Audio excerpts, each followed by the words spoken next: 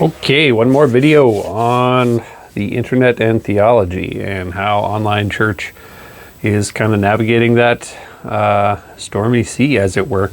I've been challenged by the idea about the language being used around how we describe the interactions online when we're talking about online church, when we're talking about the realities. Something that comes up either softly by the way it's implied in the use of our devices for ministry purposes, or just outright saying it, as some speakers and kind of professionals, big scare quotes, in the area of online ministry have used, is the nature of portals. And I thought it was interesting. I've been kind of letting the idea bounce around my head for a while, and it was interesting that like portals was the word that we landed on in order to describe what was happening when we talk about online ministry. Because when online ministry necessitates treating the internet like a place, you almost have to use language of things that don't actually exist. I mean, we don't have portals. We've all seen science fiction movies that deal with portals, where you can walk through what looks like water on a wall and you end up in a different place. All that kind of stuff. We understand how a portal would work, but portals don't exist in real life for us to have a tangible experience for. So how the idea is kind of forming in my head is that there's this kind of soft paganism that comes with online church, and in how we have to describe the internet as if it were a place, because it's not a place. And those words that we're using so that we can use the internet like a place kind of invite this kind of paganistic nature and language towards like how we're going to describe what we're trying to do. And for an example, like the first one is portal, that one to kind of set this off. But think about, what do you call the experts at your church even, who deal with like internet and tech issues? Like if your Wi-Fi goes out, and your IT guy comes in and he fixes it by some means that you don't know, what's the first thing you call him? Well, you say, "Oh man, you're a wizard," because you don't know it. It's functionally magic to you. You don't understand how those things work. And so when someone who comes in and does show you how those things work, that's essentially magic. It's a trick. You can't understand how that happened when it seemed like it was impossible, and someone does the impossible. And this is something that the Bible speaks to, that there are magicians, people doing things that they're not they're not powerful by any stretch, where they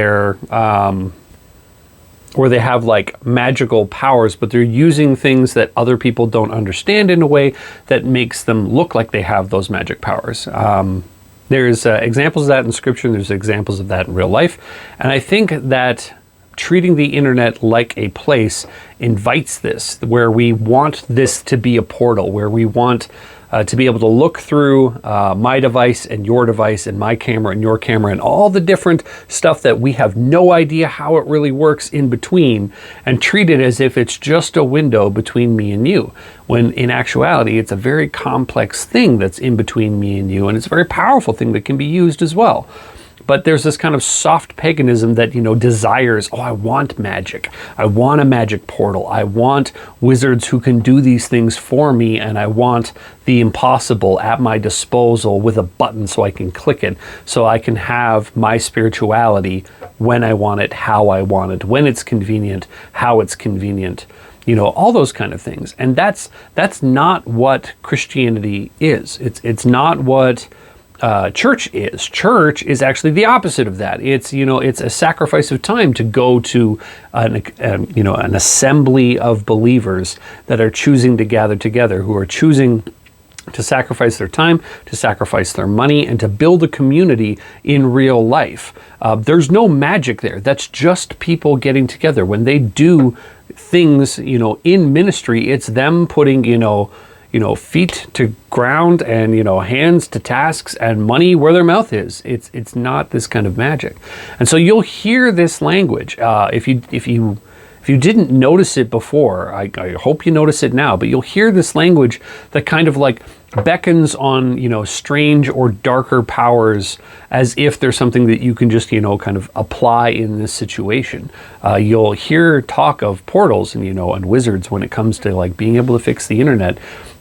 And that kind of language of being able to treat this like, a magician would treat a spell, like being able to work something on your terms that's powerful, as opposed to being able to use something that you have to respect the power of.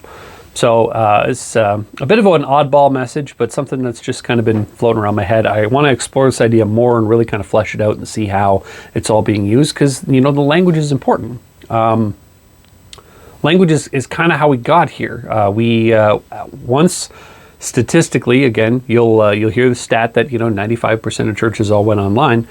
Once we got online, we started developing that language, and when we started applying language to a thing as if it were a place, that kind of perversion of reality is what magic is. And yeah, I think that that's important, that we notice what we were doing when we were doing that, and that we, name that we were doing that. And if it was wrong, ask forgiveness and act as if we are no longer going to do that, because we can just kind of rest in that and have our magical faith where we have portals, or we can live in a real faith where there are no such thing as portals, but there is a such thing as a church. So I'll leave you guys with that. We'll talk to you later, and have a good one.